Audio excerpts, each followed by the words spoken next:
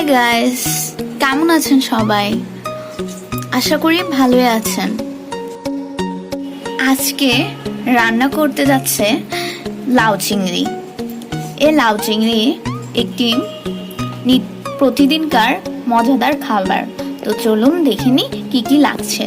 লাউ চিংড়ির প্রধান উপকরণ তো লাউই, এবং চিংড়ি মাছ তো থাকছেই, এবং বাকি উপকরণগুলো কি কি তা আস্তে আস্তে বলে দেওয়া হবে। এবং এখানে কয়েকটি চিংড়ি মাছ নিয়ে নেওয়া হয়েছে পরিমাণ মতো, আপনারা আপনাদের পরিমাণ মতো নিয়ে নিন। একটি কড়াইতে তেল গরম করে নিয়ে নেওয়া হয়েছে এবং তাতে চিংড়ি মাছ, তাতে পেঁয়াজ কুচনো ছেড়ে দেওয়া হচ্ছে।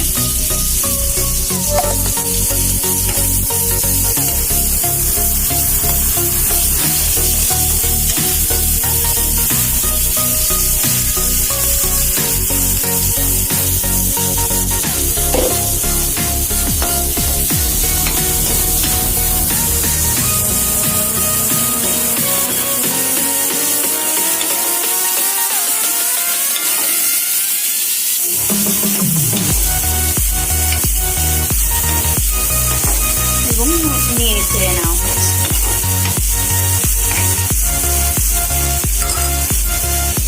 চিংড়ি মাছগুলো ভালো করে ধুয়ে নিয়ে দিয়ে দেওয়া হচ্ছে।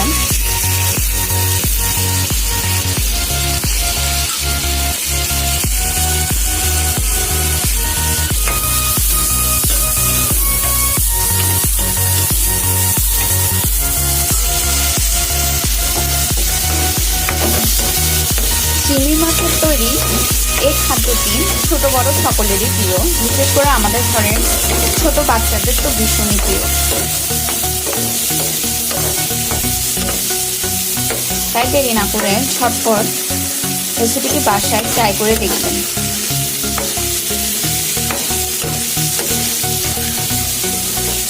আস্তে আস্তে নাড়তে নাড়তে চিংড়ির কালারগুলো চেঞ্জ হয়ে লালচে বর্ণ ধারণ করছে।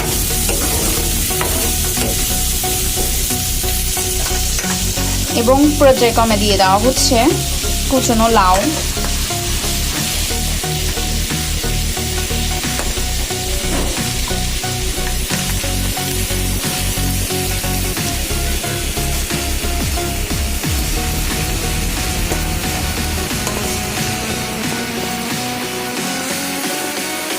একসাথে সবগুলো দিয়ে দেওয়া হচ্ছে। লাউয়ের স্তূপ দেখে ভয় পাবেন না, এগুলো সবগুলোই মজে অল্পখানি হয়ে যাবে। আস্তে আস্তে উপর থেকে নিচে, নিচ থেকে উপরে মিক্স করে নেওয়া হচ্ছে।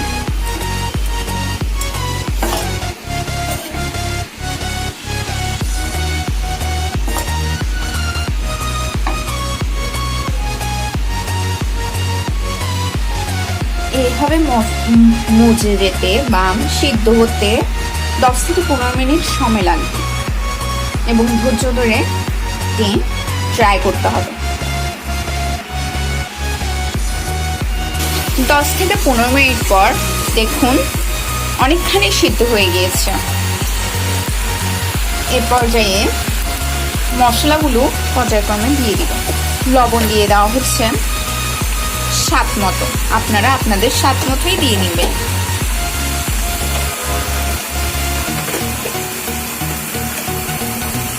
হলুদ গুঁড়া দিয়ে দিয়েছি পরিমাণ মতো,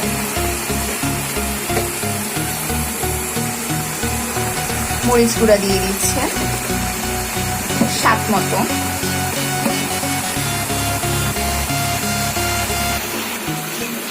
সবকিছু দিয়ে মিক্স করে নেওয়া হচ্ছে। আস্তে আস্তে অল্প হাতে উপর থেকে নিচে, নিচ থেকে উপরে মিক্স করে নিতে হবে।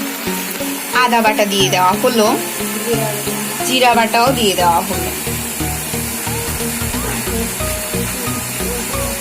এর মধ্যে রসুন বাটা রয়েছে। এগুলো আমাদের স্বাদ মতো দিয়ে দিলাম, আপনারা আপনাদের পরিমাণ মতো দিয়ে দিবেন। তারপরে এখানে আমাদের পরিমাণটা হলো রসুন বাটা, জিরা বাটা সব 1 চামচ করে দিয়ে দেওয়া হয়েছে।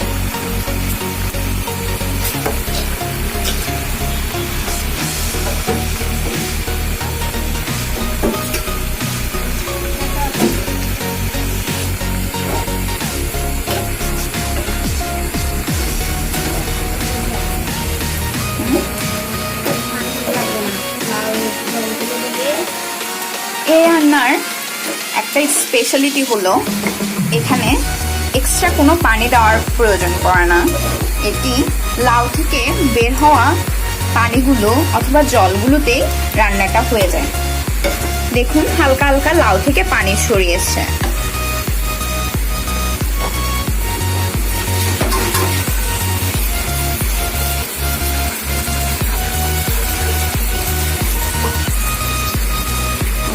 এই পানি বের হচ্ছে। রান্নার এই পর্যায়ে দিয়ে দিচ্ছি 4 থেকে 5টি মরিচ কুচনো।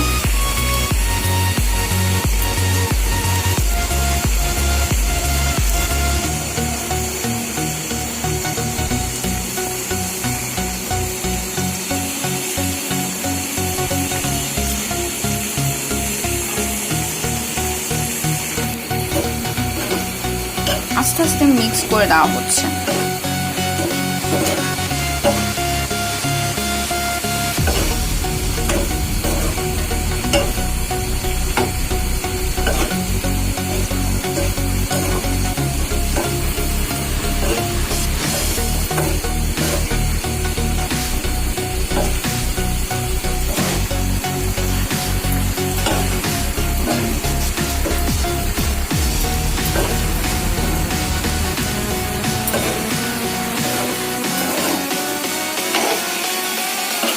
মাঝারি ফ্লেমেই রান্নাটা মূলত সম্পূর্ণ করা হয়।